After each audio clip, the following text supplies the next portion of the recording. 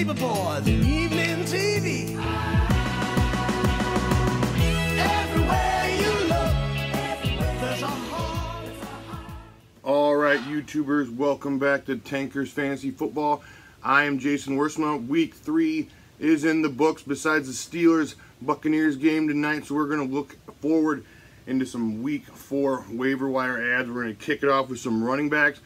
We're right into Chris Ivory. I know it looks like McCoy is going to suit up for Week 4, so if he does, you know, just go ahead and leave Chris Ivory on your waiver wire. But if you are the McCoy owner, his usage was a good sign that he is the definite handcuff for McCoy moving forward. So if you are the McCoy owner, probably go out there, get you some Chris Ivory on the cheap. Another guy looking at Javorius Buck Allen out there for the Baltimore Ravens. This guy is a touchdown stealing bastard out there if you are the Alex Collins owner. And moving forward, who knows? We're talking about full-point PPR leagues. I mean, I think Buck Allen might be able to outscore Alex Collins on the rest of the season. I know it's pretty crazy, but if you're in full-point PPR leagues, I mean, Buck Allen is definitely worth a second flex look. I mean, if you're in there, you're desperate for somebody to get into your second flex, Buck Allen may be your guy.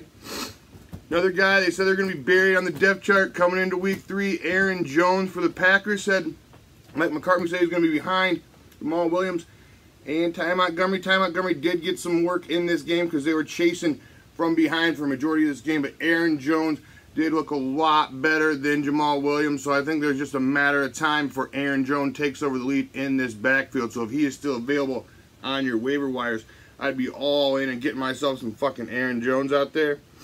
Another guy maybe worth a look. I mean, talking about Alfred Morris. I mean, Matt Breida went down, but he came back in the game. Still looked good. Jimmy G is gone, so possibly out there downgrade all Niners. So, I don't really know. I mean, Alfred Morris might be worth a speculation look here, but yeah, you know, all Niners solid downgrade since the Jimmy G incident. So, in deeper leagues, Alfred Morris is worth a look. I know what you're fucking saying. You're saying, word, all these guys are gone in my leagues. It's, you know, these waivers, it's a stiff crowd out there. You know, looking at, I dig into my 4 12-team 20-man roster leagues and high dollar FFPC contests, and you're looking at the top running backs on those leagues, and you're like, you're not even worth fucking talking about, because you're looking at the top running back ads in those leagues are guys like Kyle Juszczyk and Kenneth Dixon, who is injured right now. So I mean, you know, I don't know what you want me to fucking do for you, talk about some Kyle Juszczyk and some fucking Kenneth Dixon, but you know, that's why we have to talk about some of these guys that are already gone in the bigger leagues.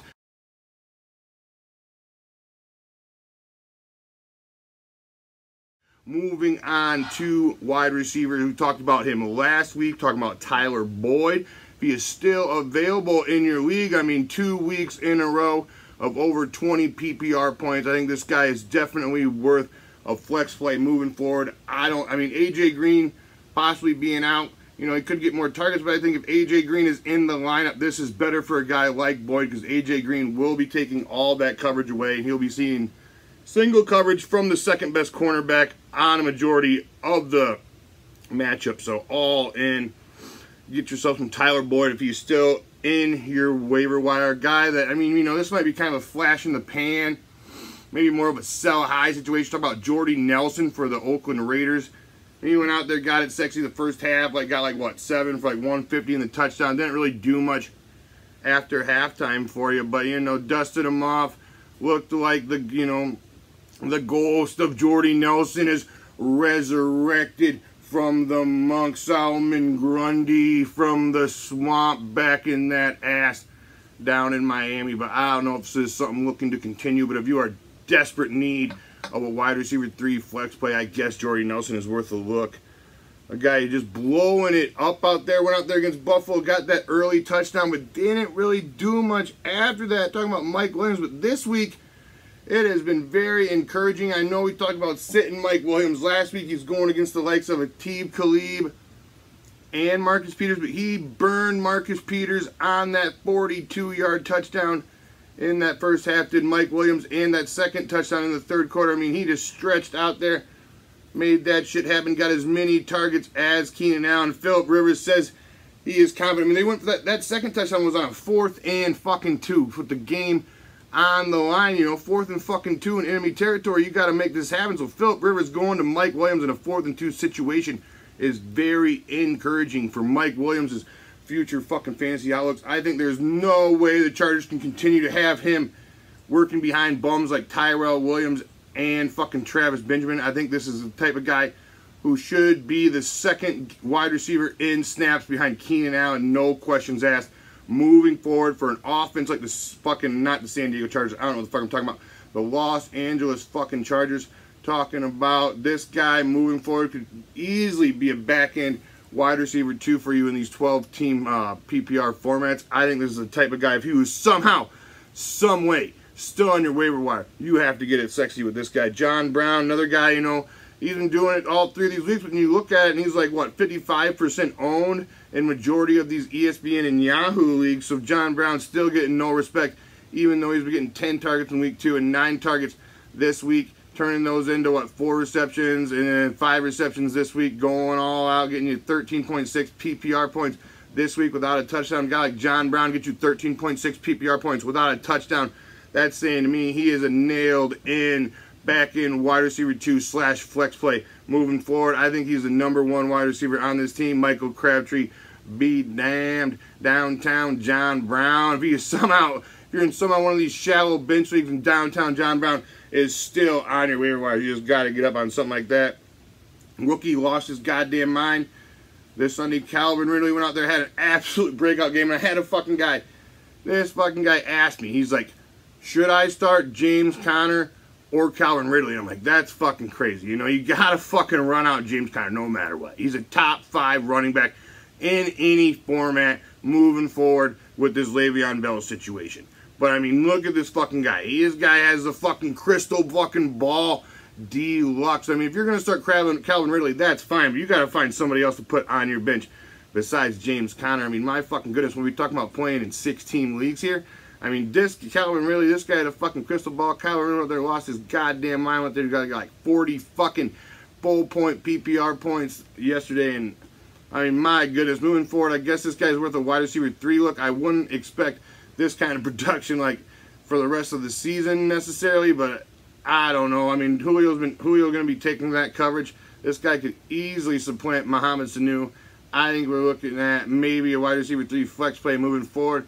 I wouldn't get too excited, but if he is on your waiver wire, he is definitely a top waiver wire ad this week. All right, Geronimo Allison, another guy I usually don't talk about.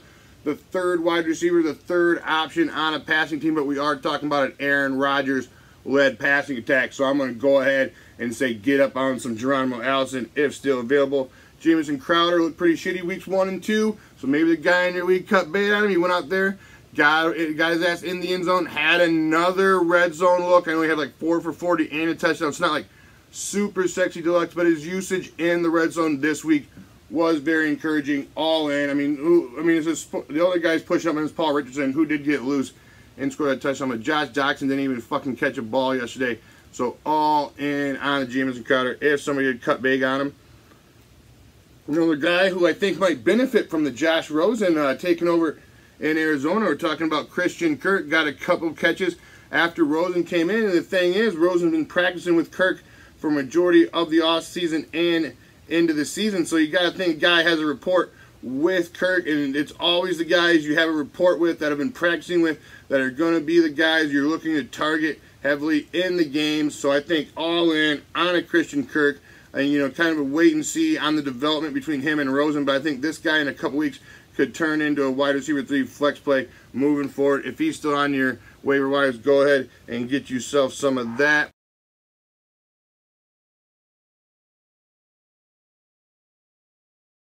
Couple of tight ends still on waivers. Talking about David Njoku, who's absolutely let his owners down the first 3 weeks.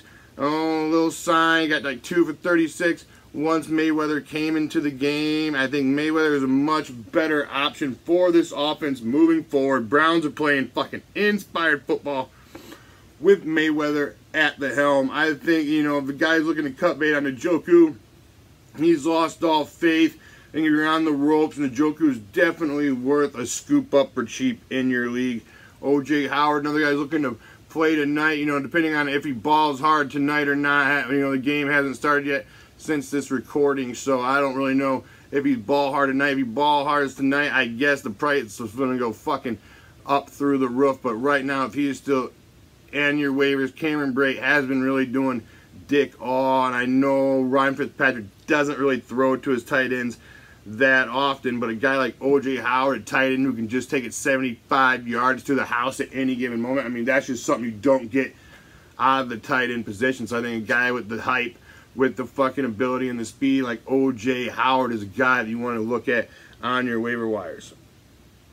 All right. Sam Goddard, I think that's how you say his name, for the Eagles. You saw 7 targets. You know, the second in targets behind only Zach Ertz for the Eagles this past Sunday. So if you're in deeper leagues, maybe in those leagues that favored tight ends, I think Sam Goddard is worth a speculation look in those leagues. A couple of quarterbacks that you may be willing to pick up off the waivers. Look at Andy Dalton, who's been loving it sexy. I mean, historically, he doesn't do as good without A.J. Green. So if A.J. is going to miss this week, maybe temper back on the Andy Dalton level. Ryan Tannehill has been very respectful moving forward. Lit it up this past Sunday with like over 30 fantasy points, all in on the Ryan Tannehill. If you are hurting, maybe you lost Jimmy G out there, and you need some bandage, you need some, a couple of weeks to figure your shit out. A guy like Ryan Tannehill can get you there.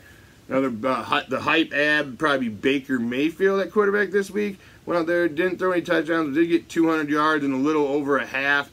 Looked like he was playing inspired football. Definite 2-quarterback league. Baker Mayfield could be a starter moving forward with the offense of the Browns, looking like it can get shit done with him at the helm. All right, people. If you like the cut of my jib, if I missed anybody, let me know down in the comment section. Hit me with some likes. Hit me with some comments. You guys do not know the importance of those 2 things for how YouTube decides whose video to push and not. Likes, comments. It makes them feel like there's traffic, makes them feel like sexy things are happening, and it pushes them more in the recommended video section. So all in on that. We are on iTunes. We are on, follow us on the Twitter. Holler at me in the comments below. Ask me anything you want. Start them, sit them, whatever the fuck. We will be back at you later on in the week with some buy lows, sell highs for week 4 and the week 4 matchups moving forward. So if you want to get down on all that, hit that subscribe button, hit that notification bell so you know when we are going to be in here, and we are going to be getting it sexy all season long, baby. Holla at me. Cheeseburger.